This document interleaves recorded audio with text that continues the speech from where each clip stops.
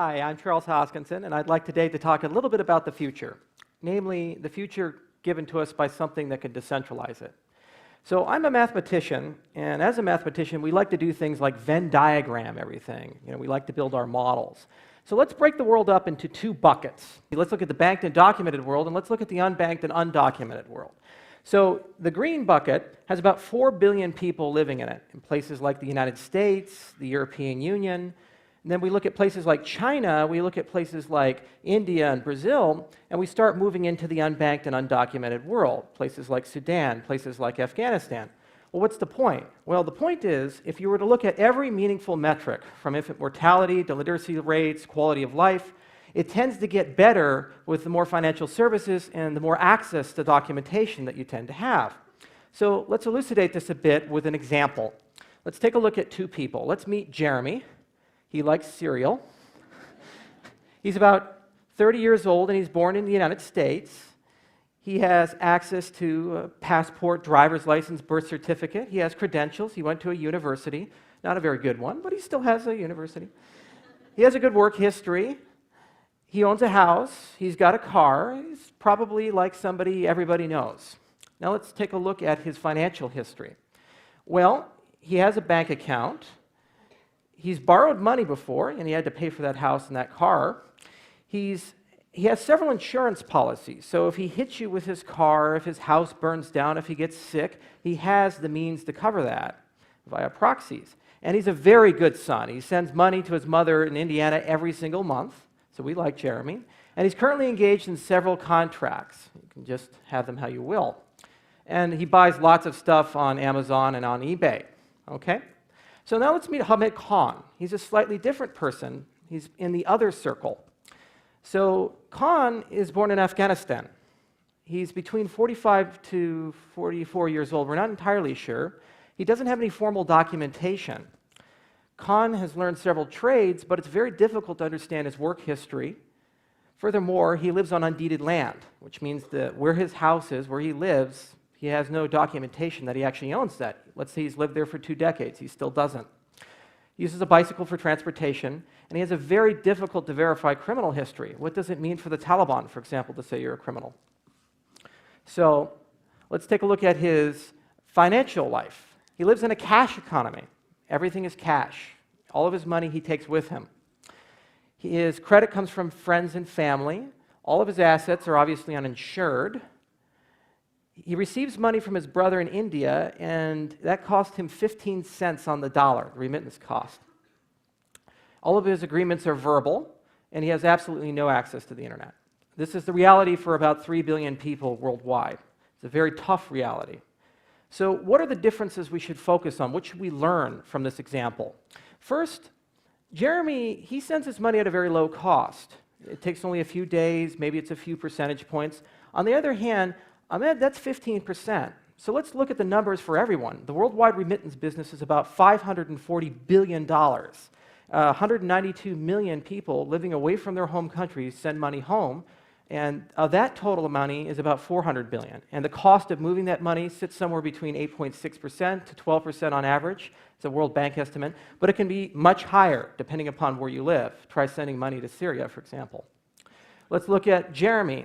He has low-cost access to credit. When he gets a loan, he can get a long loan, 5 years, 10 years, 15 years, depending upon the asset. And the interest rates are fairly decent, let's say 5% to 10%. Now, even if Hamid Khan had access and a cultural inclination to borrow money, if you look at the global microfinance rates, they're about 35% to 40% interest, according to a CGAP estimate. And Azerbaijan is sitting at the top, Afghanistan sits at the top, and even 35% for South American nations. It's just terrible. If you look at Jeremy, he has the ability to objectively bind contracts, assets, and property like land. When he owns a house, he owns it. He has his deed. He has his car. If he goes to prison for 5 years, he still has assets. They're there waiting for him when he comes back. On the other hand, Ahmed is completely off the grid. So let's imagine something. Let's think about a war breaking out, and the land that you live on, you have to flee. And you come back 5 years later, and there's somebody living on that land. Who owns it? Is it yours? Is it theirs? How do you resolve that dispute? That's a reality that 3 billion people must live in. If you look at the economic cost of this, Hernando de Soto Pilar is a Peruvian economist, good friends with Bill Clinton, he actually sat down and calculated that there's about $10 trillion worth of wealth that's just locked up due to this lack of documentation. This is all wealth that we can unlock, we could exploit, we could do things with. People could actually grow economically, but unfortunately they can't. And finally, this is incredibly important, especially to Bermuda. Jeremy can manage his risk via insurance. Whereas among Han, he has very limited tools at his disposal to protect himself from disasters or risk. If he gets sick, if he dies, there's just no one to cover that. So these are the problems that he lives. These are the problems that billions of people around the world have to deal with on a daily basis. So it's very natural to ask, how do we solve this? What do we do? Let's propose something. Well, my belief is that this technology, this Bitcoin thing that everybody seems to be talking about, actually has inside of it some solutions. And I have my nice little cryptocurrencies. There we go, cryptocurrency, yay. Okay, so I call it the transformative triumvirate, big fan of Roman history. And there's really three things here: blockchains, decentralized transaction systems, and smart contracts. What in the world do I mean? Let's go through them. Let's talk about blockchains first. So basically what a blockchain is it's just a big database. If you're going to store something like who owns what, you need that database to be secure, you need it to be tamper resistant, you need it to be distributed. And it turns out that Bitcoin actually has probably the best distributed database in the world. It solved a very hard computer science problem just to exist. And here's the key. Once you put something in a blockchain like Bitcoin's, it's there forever. It can't come out. We have every single transaction since Bitcoin was invented. It's there since January 3rd, 2009. So that means it's the perfect place to put identities. It's the perfect place to put agreements, property rights, these kinds of things. And it's totally censorship resistant. Even if it's inconvenient data to a government, inconvenient data to an individual, you can't pull it out once it's there. So let's look at some examples of what's already been done. So Namecoin is a project that wants to replace the entire DNS system of the internet. If you ever wonder why, when you go to Microsoft.com or Google.com, how that all gets sorted out and who owns what, that's ICANN's DNS system. It's a centralized solution. They're based in America, a lot of international participation. Namecoin is saying, let's completely disintermediate everybody. It's a totally decentralized grid where we actually have a new DNS system. BlockSign actually allows you to take contracts like non-disclosure agreements, anything you can think of, and actually verify them and sign them using the Bitcoin blockchain at an incredibly low cost, less than a penny. Now, let's look at the transaction system. This is near and dear to my heart. I've started 2 ventures in the Bitcoin space. Both of them were funded in a distributed fashion. The second one was Ethereum. So this brilliant kid named Vitalik Buterin last year came up with this idea. He wrote this white paper. He's 19 years old. And I read it, and I said, damn it, I have to help him start this because this is brilliant. And we decided to have a fundraiser. So we published a little address, and we said, send a transaction. And over a course of 42 days, 9,011 transactions, we raised $18 million. And the cost to raise that money was only $350 in transaction fees, a price of 0.002%. This is the magic that a young kid who's a college dropout living up in Canada can write a white paper, bring a team together on 4 continents, and within just a matter of months have a fundraiser for over $18 million to get the resources he needed to do something. And this is accessible to everyone. No one controls it. Now let's look at smart contracts. This is really where the magic actually happens. So a contract is basically an agreement having a lawful object entered into voluntarily by 2 or more parties, each of whom intends to create 1 or more legal obligations between them. This is why I'm not a lawyer. I don't like reading those things. So a smart contract says, that's great and all, but you still have to have third parties involved in the verification process, the facilitation process, the enforcement process.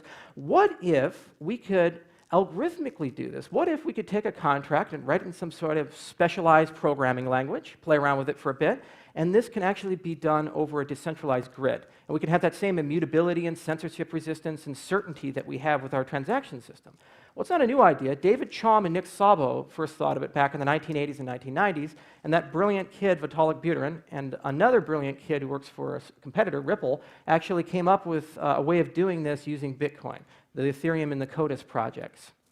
So what does this actually accomplish? Well, you can think of any centralized service that's online, like eBay, you can think of a Dropbox, you can think of exchanges, and you basically can build a decentralized equivalent.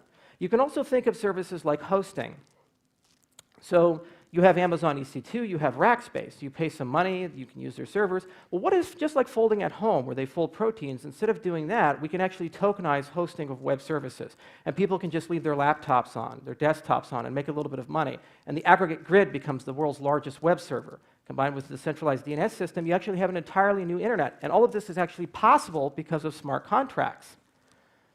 So let's bring this all together. Let's bring this back to why we care. We care about Hamed Khan. So what are his problems again? He needs reputation, he needs credit, he needs to be able to manage his risk, he needs low remittance costs, and he would love to be able to actually prove he owns the land that he lives on, especially if he has to flee it. Well, blockchains enable him to build a censorship-resistant, always accessible digital history. Everything that he does, if he does it through a blockchain-based solution, it's there forever, and it's completely disintermediated from his government. So it doesn't matter who's in charge, what's going on, the particular political whims, it's there. And I can see that, and I can start building things like credit metrics and risk metrics on that. Okay. Second, just like me, his brother can now send things at much less than a penny. And if you think of that $540 billion remittance market with 12% going to middlemen, it's going less than a penny, less than 1%. It's a beautiful thing. And finally, because we have these smart contracts, we can start talking about building microfinance and microinsurance, decentralized networks. What does that mean? Think of Kiva, think of Lending Club, think of the Grameen Bank, and imagine if they had some sort of Frankenstein child. But that Frankenstein child is completely peer-to-peer. Anybody can access it. They can use it at a low cost. And now you, anyone, can go ahead and click on someone, send them $100, and actually get repaid through that network and have a 90 or 95% repayment.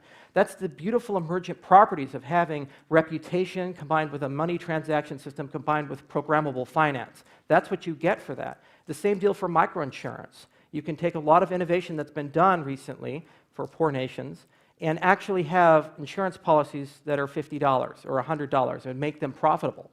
And once you actually have a set of these things, you can securitize them. So it's a very promising emerging field. So there's one last problem, and this is kind of the kicker. Only 40% of the world's population is online, which seems to be a little low, but when you think about the age of the internet, that's actually quite amazing that something has grown so fast. So how do we get internet to Hamed Khan? Well, in just the same way that we can build a decentralized lending network, in just the same way we can build a decentralized insurance network, we can also actually build a decentralized ISP. So you can actually use technologies like CJDNS combined with old hardware like Wi-Fi routers and cell phones, and just a little bit of hacking and finagling, and people can become micro ISPs. Just like they can mine Bitcoin, they can now provide internet services to their local community. And there are several other solutions to getting it without necessarily having to use the internet proper. For example, BitPesa, based in Kenya, is trying to find a way to distribute Bitcoin solutions across the cell phone, which makes sense because they have a digital currency there called M-Pesa. And finally, BitNation is probably the most ambitious. They're actually building a global network of ambassadors that are going to provide a full suite of services. So it's a very rich field. There's a lot of work that needs to be done. But one thing I do know is that the future is going to be decentralized, just like TED. Thank you.